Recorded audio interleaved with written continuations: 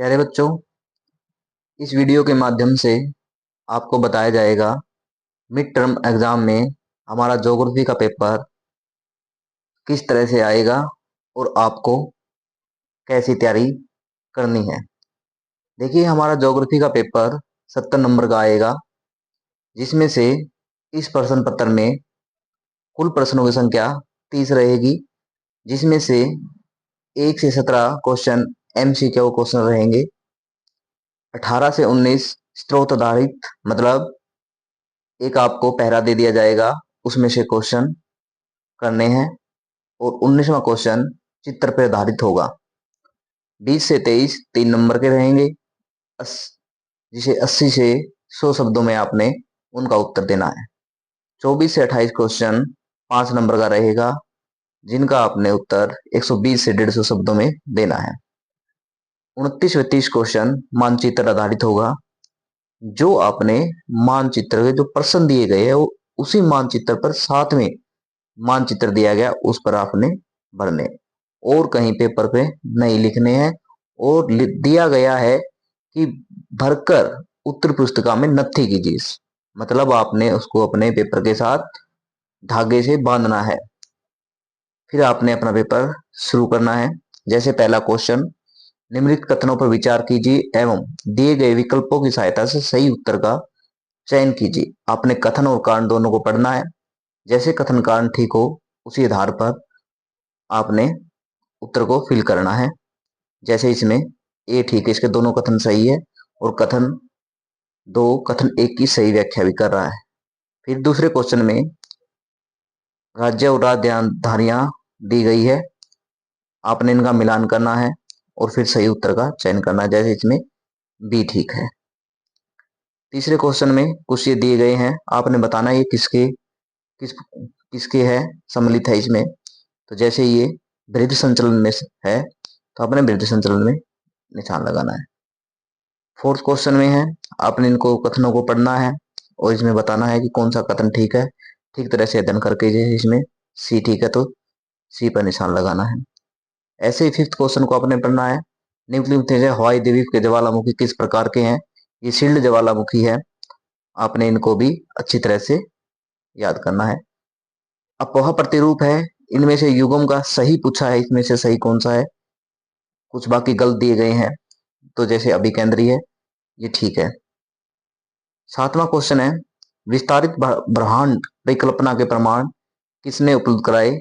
ये एडविन हेबल ने कराए थे। आपने अपनी पुस्तक को ध्यानपूर्वक पढ़ना है, तभी आप छोटे क्वेश्चन कर पाओगे।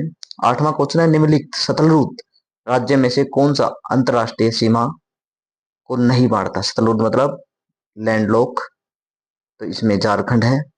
ये दूसरे देशों के साथ अंतरराष्ट्रीय सीमा नहीं बना और बना रहे, त्रिपुरा भी बना रहा है, बिहार भी और उत्तर प्रदेश भी। 9th है, निम्न में कौन सा द्वीप समूह अरब सागर में स्थित है। ये आपने अरब सागर और लक्षद्वीप दोनों बंगाल की खाड़ी वाले द्वीप आपने पढ़ने हैं, तब आप अच्छी तरह से क्वेश्चन कर पाओगे। इसमें बी है क्वेश्चन का आंसर, तो आपको इसको अच्छी तरह से पढ़ लेना है। 10वां क्वेश्चन है, निम्नलिखित कथनों पर विचार कीजिए एवं दिए गए विकल्पों में से सही का चयन कीजिए। आपने इसको भी अच्छी तरह से पढ़ना है, और कथन कारण में फिर आपने बताना इसका डी ठीक है, तो आपने इस पे निशान लगा देना है। सिंधु नदी की निम्नलिखित सहायक नदियों को उत्तर से दक्षिण क्रम में, इसलिए आपने नदियों को अच्छी तरह से पढ़ना है। उत्तर से दक्षिण पूछ रखा है, तो आपने इसमें बताना, जैसे इसमें सी वाला ठीक है, तो आप मिलान कर लेना और पुस्तक को अपने अच्छी तरह से पढ़ना है। 12वां क्वेश्चन है, निम्नलिखित में से कौन सा प्रायद्वीपीय अफवाह तंत्र की विशेषता नहीं है। अफवाह तंत्र की आपने विशेषता नहीं वाला बताना है, तो इसमें से आपने सही उत्तर का चयन करना है। 12मासी नदियां प्रायद्वीप की नहीं है, यही है इसका ए आएगा। 13वां है, निम्नलिखित में से कौन सा कथन विभेदन प्रक्रिया से संबंधित है। जो हल्के और भारी पदार्थों का पृथक करता है, वही आपने अच्छी तरह से इसको याद कर लेना है। 14वां क्वेश्चन है, यदि आप हिमालय चोटियों पर ट्रेकिंग के लिए जाते हैं तो पूर्वोत्तर चोटी कौन सी होगी। ये कुछ थोड़ा सा घुमाकर पूछा गया है, पूर्वोत्तर चोटी आपसे पूछी है, तो ये नामचा वर्मा रहेगी, इसको आपने याद कर लेना है। फिर आपसे 15 से 17 क्वेश्चन ये स्रोत आधारित आ गया। आपको इसको अच्छी तरह से पढ़ना है और 15वां-16वां क्वेश्चन के उत्तर आपको इसी पहरे में से पढ़कर मिल जाएंगे। ध्यानपूर्वक पढ़ना है इसको और इसके उत्तर पढ़ देने। जब आप इस पहरे को बड़े ध्यान से पढ़ना है, इसके क्वेश्चन इसी के अंदर है, इसमें से आपने उत्तरों को छांट लेना है। जैसे ये 18वां क्वेश्चन, ये चित्र दिया गया था, ये इस पर आएंगे नहीं, आपसे पूछेगा ये आपने बताने हैं। और जैसे सी पूछ स्तंभ के निर्माण की प्रक्रिया का वर्णन, स्तंभ निर्माण का प्रक्रिया भी पूछ लेगा, इसलिए आपको ध्यानपूर्वक पढ़ना है कि ऊपर से जब ये स्तंभ मिल जाते हैं स्टेलाइट और मेगालाइट तो स्तंभ बन जाता है। तो आपने इसको बड़े ध्यानपूर्वक पढ़ना है। जो प्रश्न दृष्टिबाधित विद्यार्थियों हेतु है उसको आपने नहीं करना है। ये उन्हीं बच्चों ने करना है जो CWSN बच्चे, दृष्टिबाधित बच्चे हैं जिनके पास सर्टिफिकेट है, उन्हीं को करना है, ये आपको नहीं करना। 19वां क्वेश्चन है, ये भी स्रोत आधारित है। इसमें से आपको भी पहरे को ध्यानपूर्वक पढ़ना है और इसके उत्तर भी आपको इसी में मिलेंगे। पहले पहरे को ध्यानपूर्वक पढ़ना है, प्रश्न को, फिर इसके उत्तर आपको इसी में मिल जाएंगे। फिर 20वां क्वेश्चन है, जलोढ़ पंख निर्माण की प्रक्रिया की व्याख्या कीजिए। अगर आपने सभी चैप्टर को अच्छी तरह से पढ़ रखा है तो आप इन प्रश्नों को बड़ी आसानी से कर लेंगे। देख लीजिए ये क्वेश्चन आपके कौन से चैप्टर से आ रहे हैं। युवावस्था में प्रवाहित जल से निर्मित सतल रूपों, युवावस्था में जो नदी अपना सतल रूप बना रही है उनके बारे में आपने बताना है। विरधा में पूछ सकता है, प्रौढ़ में भी पूछ सकता है। अक्षोमंडल की किन्हीं 3 विशेषताओं को उल्लेख कीजिए। ये अक्षोमंडल की विशेषताओं के बारे में आपने बताना है। वायुमंडल का संगठन तथा संरचना वाले चैप्टर में से ये क्वेश्चन है। पी तरंगे एस तरंगों से किस प्रकार भिन्न है, ये पी तरंग और एस तरंगों दोनों के बारे में आपने बताना है। ये आपके पृथ्वी की आंतरिक संरचना वाले चैप्टर में से है। इसमें भी अथवा में क्वेश्चन है, आप अथवा वाला कर सकते हो, इनमें से एक करना है। और ध्यान रहे जो क्वेश्चन नंबर डाले वो ठीक से भरे और किसी भी क्वेश्चन नंबर को रिपीट ना करें। 23वां क्वेश्चन, नदियों का पानी अनेक कारणों से प्रदूषित हो रहा है, प्रदूषित होने के अपने कारण बताने हैं। अफवाह तंत्र वाले चैप्टर में से है ये। फिर 24 से 28 5 नंबर के क्वेश्चन रहेंगे।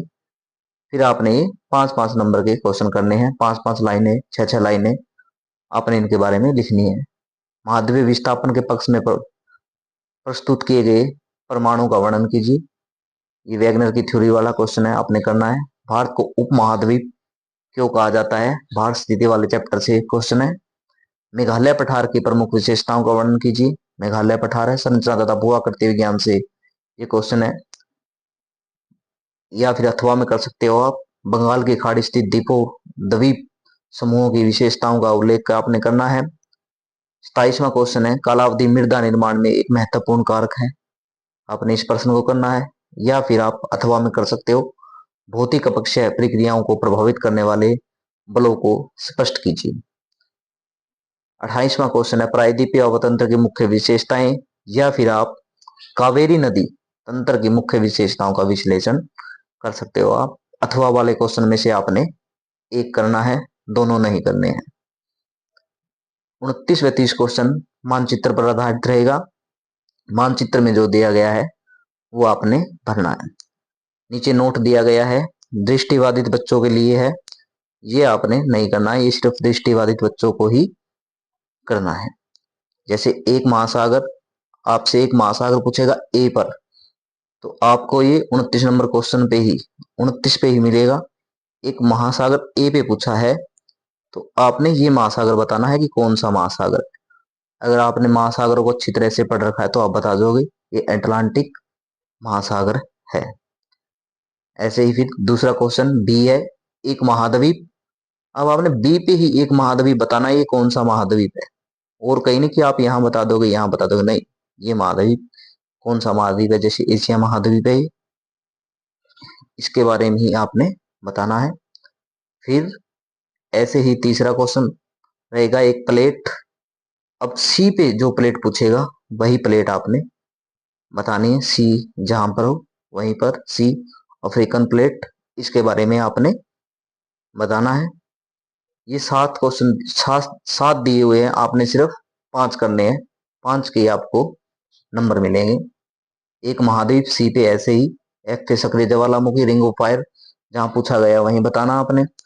नीचे वाले आपने नहीं करने हैं, ये दृष्टिबाधित वाले बच्चों के लिए है। ठीक है। और तीसवां है, ये भारत वाले मानचित्र पर बनना आपने। भारत से गुजरने वाली प्रमुख अक्षांश रेखा, भारत के बीचों बीच से जौन सी रेखा गुजर रही है उसके बारे में बताना है। ये कर्क रेखा गुजर रही है भारत के बीचों बीच से, इसके बारे में आपने बताना है। फिर जैसे आपसे जो पूछा जाए, खासी पहाड़ियां, खासी की पहाड़ियां आपने बताना है। गारो और खासी की पहाड़ियां, जयंती की पहाड़ियां, ये हमारे पूर्व की साइड है। यहाँ आपने इसको फिल करना है, बताना है। इसमें दिया नहीं हुआ कि ये अपने आप से आपको बताना है। जैसे सतपुड़ा श्रेणी, सतपुड़ा श्रेणी के बारे में आपने बताना है। सतपुड़ा श्रेणी है कहाँ, वो आपने थोड़ी सी फील करनी है, बतानी है कि सतपुड़ा श्रेणी है क्या, ऐसे बनाकर थोड़ा सा, और उसके बारे में लिख देना है कि सतपुड़ा श्रेणी। इसी तरह से मालाबार तट, मन्नार की खाड़ी और मालाबार तट। मन्नार की खाड़ी आपने बतानी है, जहां पर मन्नार की खाड़ी है वहां पर आपने बताना है मन्नार की खाड़ी। मालाबार तट, जो सा मालाबार तट है, मालाबार तट के बारे में बताना है। ये मालाबार तट है, जिसके बारे में पूछा जाए वही बताना है।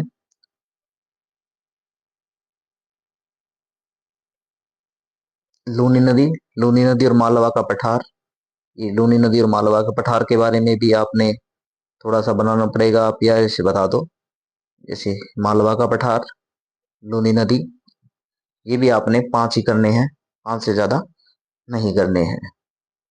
इस तरह से हमारा पेपर आएगा, और आपने बड़े अच्छी तरह से पढ़कर और यहां से निकाल कर इस मैप को अपने प्रश्न पत्र के साथ अपना रोल नंबर डाल के बांध देना है। जो भी आपको धागा मिले या स्टेपलर जो भी हो, आपने उसको बांध देना है। इसी प्रकार से हमारा ये 2022-23 का प्रश्न पत्र रहेगा। प्रश्न पत्र आपका इंग्लिश और हिंदी दोनों माध्यम में आपको मिलेगा। आप जो करना चाहे उसी में करें। इसमें भी आपको 30 ही क्वेश्चन मिलेंगे, 1 से 17 वही MCQ, 18 से 19 आपको ये स्रोत आधारित मिलेंगे। 3-3 नंबर के रहेंगे आपके। 20 से 23 3 नंबर के रहेंगे। 24 से 28 वही 5 नंबर के रहेंगे। 29-30 ही मानचित्र के रहेंगे। इसमें भी रिक्त स्थानों की पूर्ति कीजिए। जैसे पूछ रहा था, आपने बताना था ये पटल विरूपण तथा ज्वालामुखी अंतर्जनित भू आकृति क्रिया है। और भी बता सकते हो जो आपको याद हो, अंतर्जनित भू प्रक्रियाएं कौन कौन सी है। दूसरा क्वेश्चन है, निम्नलिखित में से भूवैज्ञानिक काल मापक्रम में कौन सा युग से संबंधित नहीं है। काल मापक्रम अब की बार हटा दिया गया है, ये नहीं आएगा। निम्नलिखित में किस मापने का प्रयोग भूकंप की गहनता, गहनता को मापता है। मर्केली इस पे मापते हैं, तो आपने इसके बारे में बताना है। तीव्रता को रिएक्टर मापने मापेगा। फोर्थ क्वेश्चन है, निम्नलिखित में से भारत का कौन सा राज्य नेपाल के साथ अंतरराष्ट्रीय सीमा नहीं बनाता। इसलिए आपको सभी राज्यों की भी कौन से राज्य की किसके साथ सीमा लगती है आपको अच्छी तरह से याद करना है। इसमें उत्तर अरुणाचल प्रदेश है, इसलिए आपको ध्यान पूर्वक सभी राज्यों को पढ़ लेना है और इसको अच्छी तरह से याद करना है। 5 क्वेश्चन है, निम्नलिखित में से कौन से राज्य अपनी सीमा को आपस में नहीं बांटते। अब जो आपका इंडिया का मैप है, आपने बड़ी अच्छी तरह से आपको पढ़ना है कि कौन से राज्य की सीमा किस राज्य के साथ लगती है, तभी आप इन क्वेश्चनों को बड़े ध्यानपूर्वक कर पाएंगे। इसलिए बड़ी गहनता से अध्ययन करें। इसमें आपका उत्तर क्या है, निशान मैंने पहले ही लगा रखे हैं। 6th क्वेश्चन है, निम्नलिखित में से कौन सी प्रायद्वीप पठार की सबसे ऊंची चोटी है। आपने सबसे ऊंची चोटी याद कर लेनी है, पूर्वी घाट की भी, पश्चिमी घाट की भी, ऊपर की भी और थोड़े दक्षिण साइड की भी, सभी चोटियों को आपने याद कर लेना है।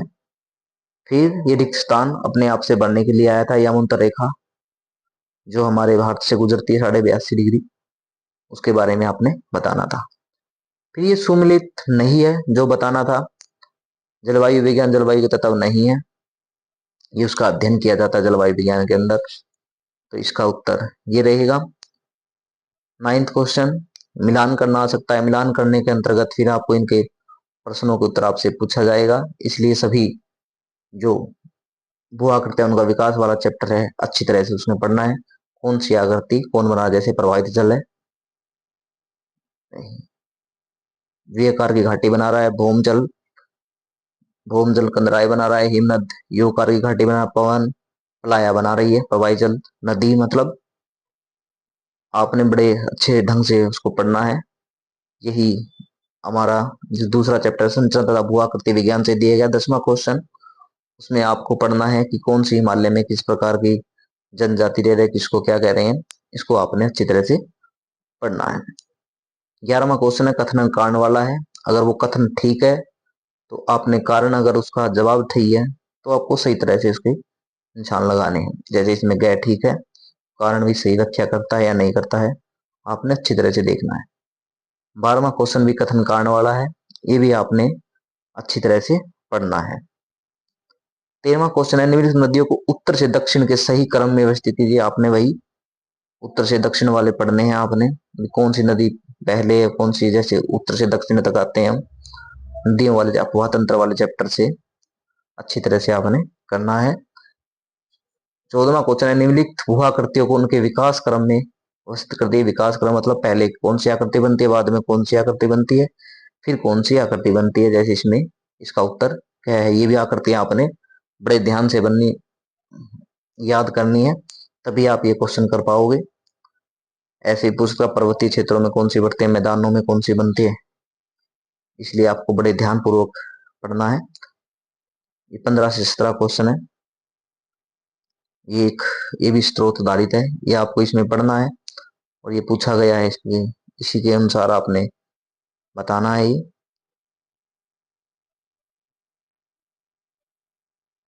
16वां क्वेश्चन भी यहीं से, 17वां। अब ये थोड़ा सा स्रोत आधारित हो गया है। ये 18वां और 19वां क्वेश्चन है।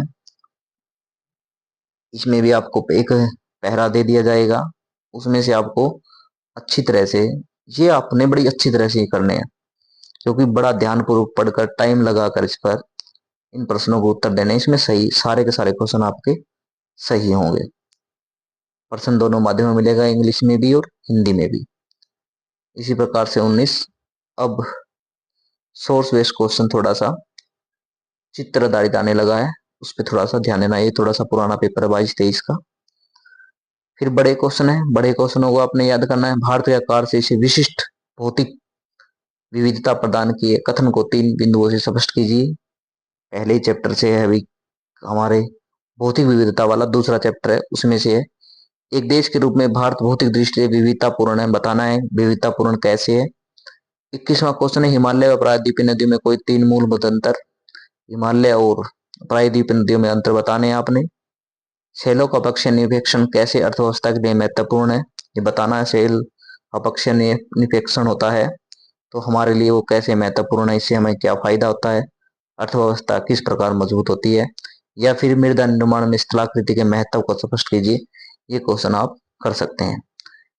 23वां क्वेश्चन है कश्मीर और उत्तर पश्चिमी हिमालय विलक्षण सौंदर्य व खूबसूरत दृश्य सतलों के लिए जाना जाता है, कथन के समर्थन में सार्थक उदाहरण दीजिए। इसमें आपने बताना है कश्मीर में कौन कौन से देखने योग्य स्थल है और पश्चिमी हिमालय में कौन से है, किसका सौंदर्य देखने खूबसूरत दृश्य है और दृश्यों लिए क्यों जाने जाते हैं, इनके बारे में आपने बताना है। 24वां क्वेश्चन है गोदावरी नदी तंत्र की किन्हीं 5 विशेषताओं का वर्णन कीजिए। आपसे गोदावरी का पूछ सकता है, गंगा का पूछ सकता है, जो नदियां हैं सभी का पूछ सकता है, आपने अच्छी तरह से याद कर लेना है। उचावच के आधार पर प्रायद्वीपीय पठार को वर्गीकृत, प्रायद्वीप जो पठार है उसको वर्गीकरण किया गया है, उन पठारों को आपने पढ़ना है। दार्जिलिंग व सिक्किम हिमालय की किन्हीं 5 प्रमुख विशेषताओं को आपने बताना है। 26वां क्वेश्चन जलगर्तिका तथा अवनमित कुंड प्रभावित जल द्वारा अपरदित सतल रूप है, स्पष्ट कीजिए। बताना आपने जलगर्तिका कैसे बनती है, अवनमित कुंड किस प्रकार बनते हैं। या फिर आप डेल्टा निर्माण की प्रक्रम विकास की अवस्थाओं को स्पष्ट कीजिए, डेल्टा किस प्रकार बनता है और किन अवस्थाओं में बनता है। 27वां क्वेश्चन है वायुमंडल अलग अलग घनत्व तथा तापमान वाले विभिन्न परतों का बना होता है, बताइए भई, आपने वायुमंडल की सभी परतों के बारे में बताना है। वायुमंडल का संगठन तथा संरचना वाले चैप्टर में से ये है। भूकंप के प्रभावों का विश्लेषण कीजिए। भूकंप के बताना है, भूकंप से हमें क्या प्रभाव होते हैं भूकंप के, उनके बारे में बताना है। फिर 29वां क्वेश्चन है कि भारत वाले मैप में आपने भरने अरुणाचल प्रदेश की राजधानी, सभी प्रदेशों की आपने राजधानी याद करनी है। बुल्लर झील कहाँ पर है? मालवा का पठार, महानदी, नीलगिरी पहाड़ियां, कंचनजंगा पर्वत चोटी, उड़ीसा की राजधानी आपने बतानी। इनमें से 5 आपने मैप पर करने। ये सिर्फ मैप पर ही भरने हैं। जैसे अरुणाचल प्रदेश की राजधानी आपने पूछ ले तो अरुणाचल प्रदेश की राजधानी आपने भरनी है ईटानगर, यहाँ पर ईटानगर। दूसरा जैसे आपसे पूछा गया है बुल्लर झील, बुल्लर झील कहाँ है?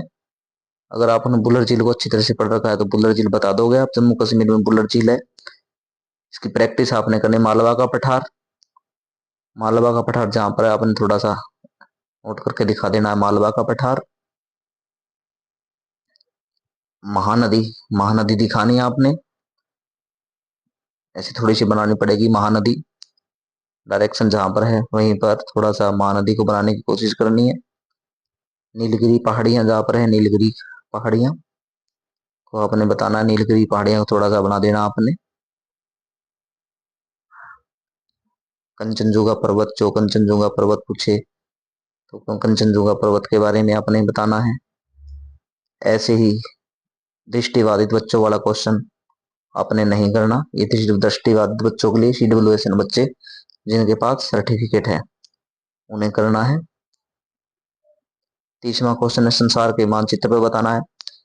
एक स्थान पर जैसे पूछे एक विवर्तनीय प्लेट, अब आपको ए ढूंढना कहाँ है, कौन सी पूछी गई। जैसे ए पूछा गया है, ये हमारी एक प्लेट, ये बतानी है आपने। कैरोलिन प्लेट है ये।